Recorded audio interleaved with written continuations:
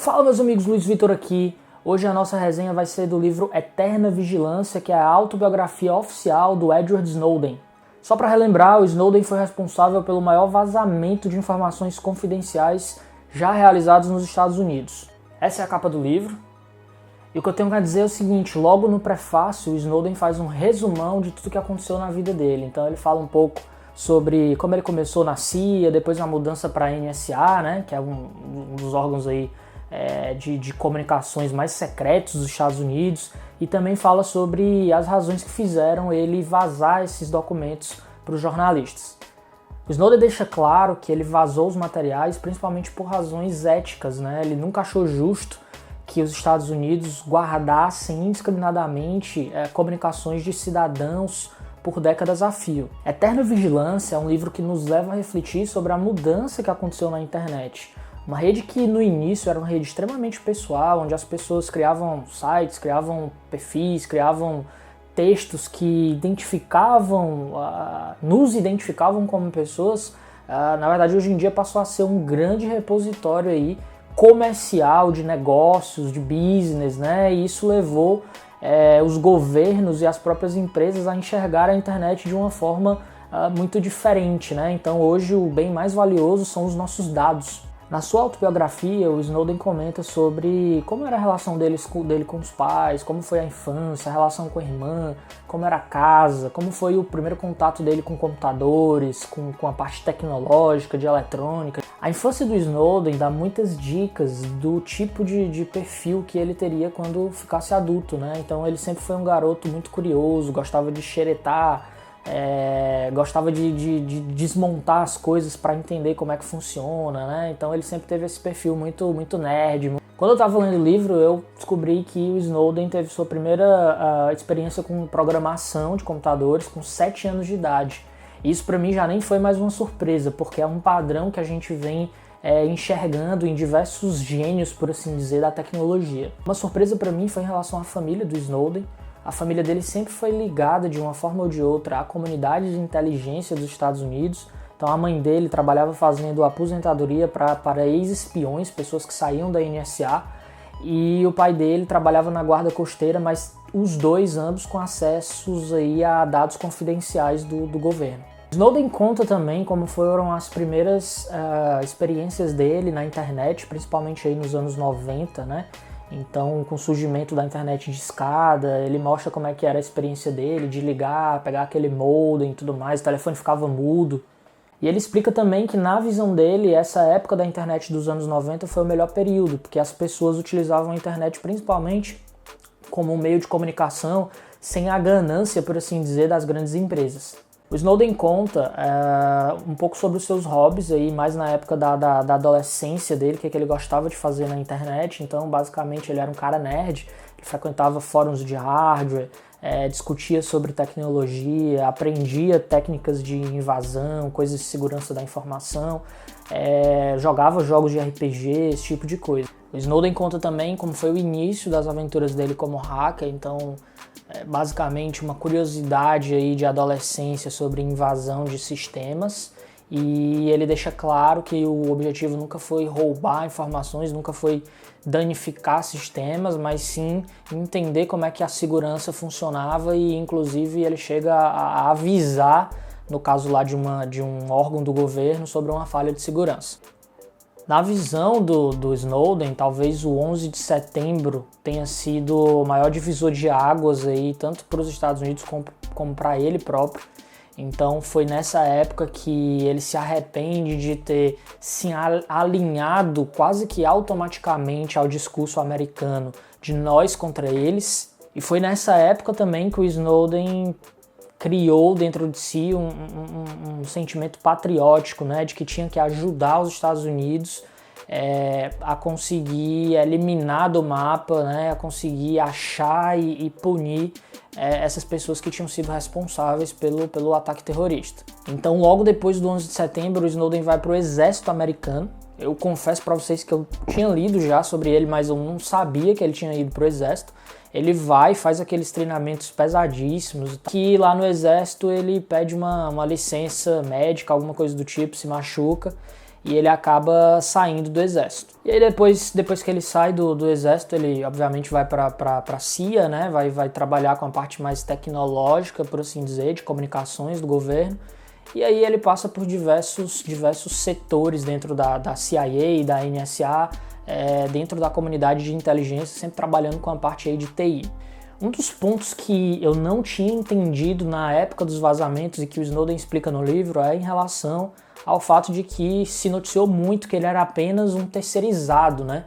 Que ele era apenas alguém que foi contratado por uma empresa terceira, mas que nunca tinha tido vivência, que nunca tinha tido realmente aquela coisa de estar dentro dos serviços de inteligência dos Estados Unidos. E isso é uma grande mentira, porque o Snowden conta que, na verdade, era comum que pessoas da área de TI estivessem dentro de contratos com empresas privadas, mas que também era comum que essas pessoas de TI tivessem todos os acessos possíveis aí, e grandes privilégios aí dentro de sistemas de dentro dos órgãos de inteligência. E isso acontecia por quê? Por conta da burocracia do governo, por conta de que o governo não pagava salários tão bons, então o pessoal preferia, da área de TI, estar contratado por uma empresa privada, mas trabalhar dentro de órgãos do governo alocados. Bom, se você tem curiosidade de saber como é o dia a dia de trabalho dentro de um órgão de inteligência, dentro da CIA, dentro da NSA, esse livro é interessante. O Snowden conta mais ou menos como era a rotina dele de trabalho, e principalmente para quem está na área tecnológica vai ver que não tem quase nada a ver com os filmes aí hollywoodianos e livros que a gente lê sobre quem trabalha na área de inteligência. Então muitas vezes você vê que o trabalho é como qualquer trabalho de escritório, é como qualquer trabalho tradicional, uma coisa bem padrão, por assim dizer. Apesar de ser um cara novo, né, ter seus 30 e poucos anos, o Snowden, dentro da carreira dos 20 aos 30 anos, mudou demais de funções e, enfim, fez diversas coisas dentro da comunidade de inteligência. Então ele conta essas movimentações que ele fez e a motivação e tudo mais, e conta também sobre as experiências que ele teve como agente técnico nas embaixadas dos Estados Unidos em outros países, como a própria Suíça. Então ele deixa bem claro isso no livro, quais foram as motivações que ele foi para lá e como é que era o trabalho nessa época. O Edward conta que a ficha dele começou a cair sobre a capacidade massiva de vigilância do governo quando ele migrou da CIA para a NSA. Então ele diz que a diferença tecnológica, a diferença de capacidade de recolhimento de dados da NSA era absurda, ele nunca tinha visto isso. E aqueles caras lá que ele tinha acabado de conhecer tinham assim, uma capacidade enorme tecnológica, eles estavam muito na frente de tudo que ele já tinha visto. Um dos pontos assim que deixou o Snowden mais incomodado na visão dele foi quando ele teve acesso a um documento top secret. Na verdade o documento ele tinha uma denominação acima de top secret, era um documento que talvez uma meia dúzia de pessoas dentro dos Estados Unidos tivesse acesso, e esse documento ele deixava claro que a NSA tinha autorização para fazer uma vigilância em massa, né? Tanto de cidadãos americanos quanto de cidadãos do exterior, enfim, nas comunicações entre o país e pessoas de fora do país. O livro explica muito bem o que são os metadados. Na verdade, metadados são dados sobre dados de ações que a gente faz online.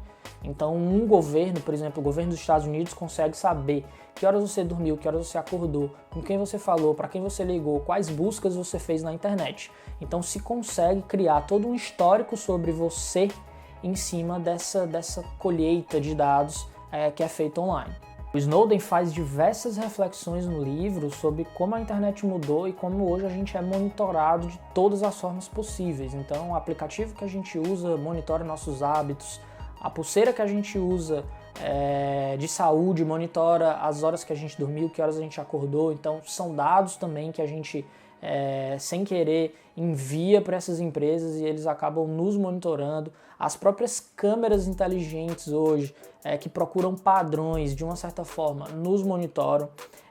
Os aplicativos grátis, entre aspas, que a gente usa, também usam nossos dados para, de uma certa forma, criar publicidade melhor para a gente, mas também acabam nos monitorando. Então o Snowden, enquanto ele estava dentro dos órgãos de inteligência, ele começou a fazer reflexões muito pesadas sobre essa questão de privacidade online. Tem um exemplo muito assustador no livro e que realmente nos faz refletir. Imagina que você abre o seu computador e tem uma planilha lá com o nome O Fim. E aí quando você abre essa planilha, tem várias informações que podem acabar seu casamento, te deixar pobre, te fazer perder o emprego, fazer teus amigos te odiarem, alguma coisa do tipo. Ou seja, essa planilha pegou teus segredos aí mais obscuros ou coisas que você fez quando era mais novo, que passou, mas que você achou que estava enterrado no passado, e essa planilha trouxe aqueles segredos que você nem queria comentar com ninguém à tona. O Snowden conta no livro todo o processo que para ele foi muito difícil de decidir que ele iria revelar essas informações confidenciais. Difícil porque ele sabia que quando fizesse isso, a vida das pessoas próximas a ele iria ficar um caos, né? Como ficou da própria namorada dele, da mãe, dos pais, etc e tal. Ele sabia também que ele teria que sair do país, teria que viver escondido e tudo mais. Então foi uma decisão difícil, mas ele conta como foi internamente, como foi uma decisão que ele teve que refletir por muito tempo antes de fazer, e ele conta também como foi o processo de copiar esses dados de dentro das redes aí da NSA para um repositório externo e encriptar, e enfim, como foi esse processo aí para ele tirar os dados de dentro lá do prédio do governo e passar para os jornalistas. Veredito sobre o livro. A autobiografia do Snowden tenta suavizar a imagem que o governo dos Estados Unidos tentou colar no Snowden de que ele era um traidor e que colocou a vida de diversos americanos em risco. O Snowden conta que não foi fácil vazar essas informações, né, mas ele tinha o objetivo maior de que o mundo passasse a discutir mais sobre a privacidade, sobre os direitos que cada um tem de não ter sua vida invadida e vigiada pelos governos, né? Então, para ele, né, pelo menos o que ele conta no livro, não foi fácil, foi uma decisão extremamente difícil, mas ele sabia que se ele levasse aquela discussão para dentro ali dos órgãos de inteligência, que não ia mudar muita coisa, que ia continuar sendo do jeito que foi. Então ele achou melhor divulgar para jornalistas e trazer essa discussão a nível mundial, por assim dizer. O livro, ele não foca muito em alvos específicos da espionagem dos Estados Unidos, como, por exemplo, a Angela Merkel, a Dilma Rousseff, alguns países, inclusive aliados, que na época dos vazamentos a mídia focou tanto, mostrando que os Estados Unidos tinham uma espionagem agressiva em cima de outros países, outros alvos, empresas e tudo mais.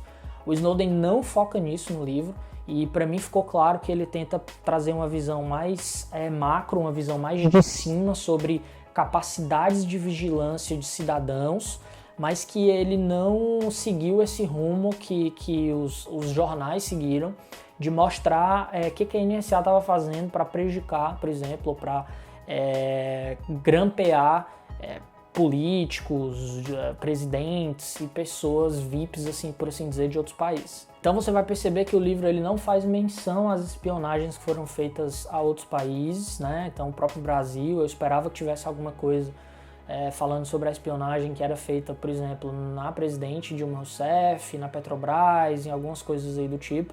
O Snowden não entra nesse detalhe.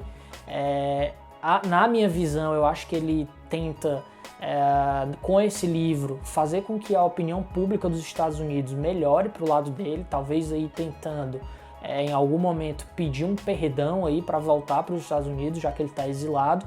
Então, talvez ele não tenha focado aí nessas questões de espionagem em outros países, já para não piorar ainda mais a situação dele. Olha, goste você ou não do Snowden, a gente tem que concordar que muitas ações foram feitas como consequência dessa discussão que se teve sobre a privacidade dos cidadãos depois dos vazamentos, né? Então, a gente tem, por exemplo, a Lei Geral de Proteção de Dados brasileira, que foi muito em cima disso. A gente tem leis parecidas na Europa, a gente tem discussões hoje sobre privacidade online. As pessoas, por exemplo, querem saber mais sobre encriptação de dados, né? Como encriptar meus dados, como eu me proteger mais. As pessoas têm uma noção maior de que os smartphones, eles de uma certa forma não são 100% seguros, que eles podem estar te espionando. Então, assim, a gente tem que realmente admitir que o Snowden trouxe discussões interessantíssimas, importantíssimas para esse mundo que a gente está vivendo totalmente digital. Para finalizar, eu indico demais Eterna Vigilância. É um livro muito bom, não só para quem quer entender como foi a trajetória do Snowden, como para quem quer ter noção exata de como os governos violam a nossa privacidade e vigiam tudo que a gente faz online. Se você gostou dessa resenha, se inscreve no canal, dá like no vídeo que vem muito mais por aí. Um grande abraço e até a próxima.